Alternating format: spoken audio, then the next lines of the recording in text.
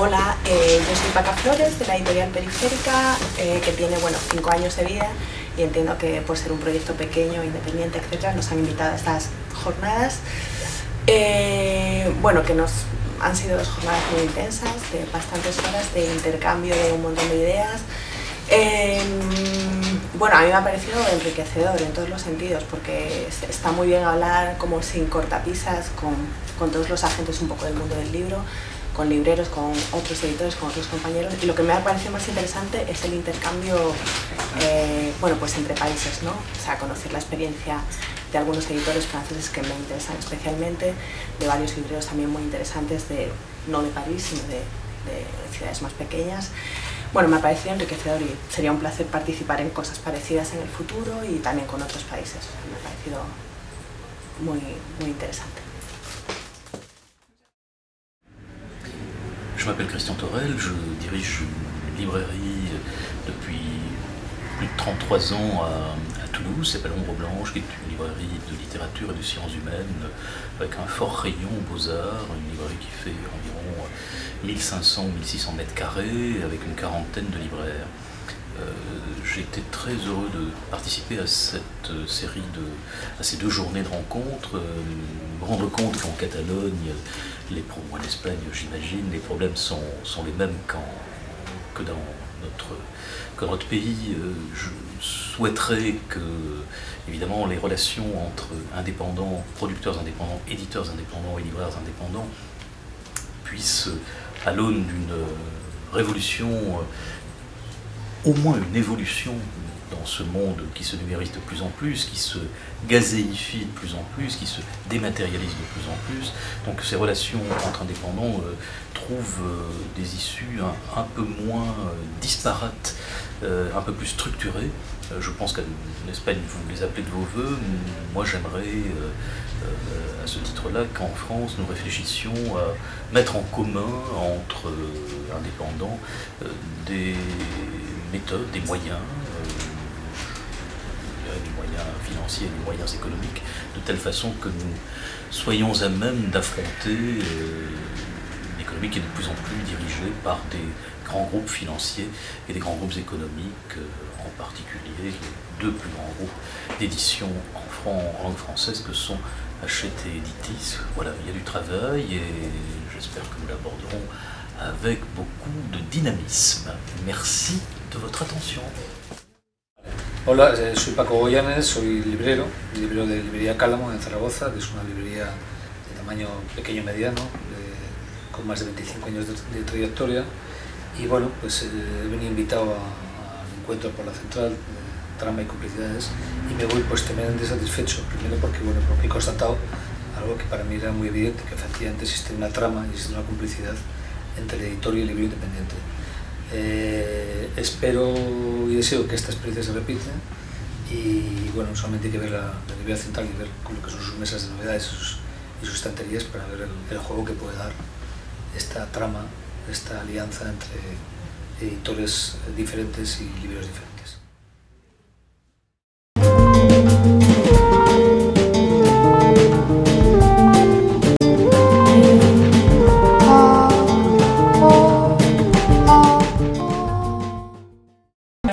Como las nuestras, son empresas bifrontes. Es decir, tiene una doble cara. Y esto es lo que hace, digamos, estas empresas especialmente emocionantes, es decir, embarcarse en un proyecto de este tipo.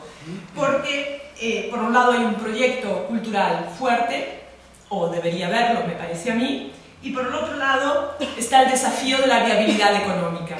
Que el desafío de la viabilidad económica no tiene que ver con el hecho de enriquecerse, como en cualquier otra empresa que en realidad lo que se dedica es a crear fundamentalmente más dinero, sino que la viabilidad económica, así como yo la entiendo, está al servicio de la pervivencia del catálogo. Pour arriver au bout de ces subtilités, c'est un contrôle permanent. D'abord, je rappelle que dans mon exposé, la question pour moi se résume dans la politique des auteurs, et que les auteurs, on les trouve, vous avez raison, chez Gallimard, chez Stock, on en trouve dans le groupe Hachette, un peu, on en trouve beaucoup dans le groupe Gallimard, on en trouve dans le groupe Busseuil, ou dans les diffusés. Par contre, nous devons essayer de maintenir des équilibres, on va dire, je reprends le terme d'écosystème qui a été employé cet après-midi, que je trouve très juste. Il faut préserver des équilibres de telle façon que la pression des grands groupes ne soit pas définitivement trop importante. Donc il faut veiller non seulement pour nos propres équilibres à ce que cette pression ne soit pas trop accablante pour nous, mais aussi pour laisser le plus de place possible aux entreprises indépendantes qui sont, on le dit et c'est vrai, qui sont souvent des découvreurs.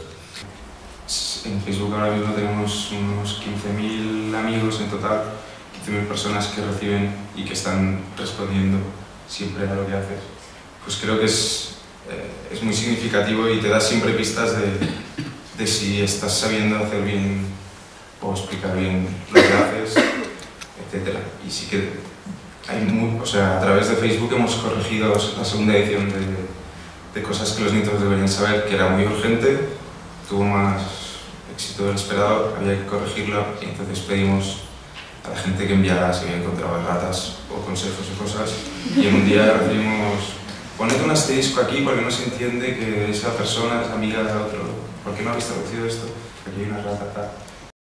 Bonjour, donc ma maison porte mon nom, Sabine Vespizer, éditeur. Ce qui veut dire quelque chose, ce qui était évidemment un choix qui n'a pas été immédiat, dans la mesure où c'est un nom même pour des Français qui est un nom de connotation un peu compliqué, qui est un nom de connotation germanique, puisque je suis née en Alsace. Mais ça signifie que j'avais envie, en créant cette maison d'édition, d'être éditeur, au sens anglais du terme,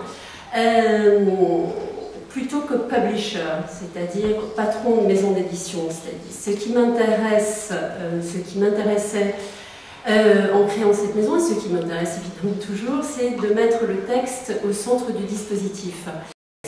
Luego hay una serie de libros que sabemos que nacen con un riesgo, por ejemplo, la literatura latinoamericana, que no se lee demasiado en nuestro país, pero digamos que esos libros tienen otro recorrido, tienen una vida diferente, como es la venta de derechos en el extranjero, que nosotros representamos a todos nuestros autores.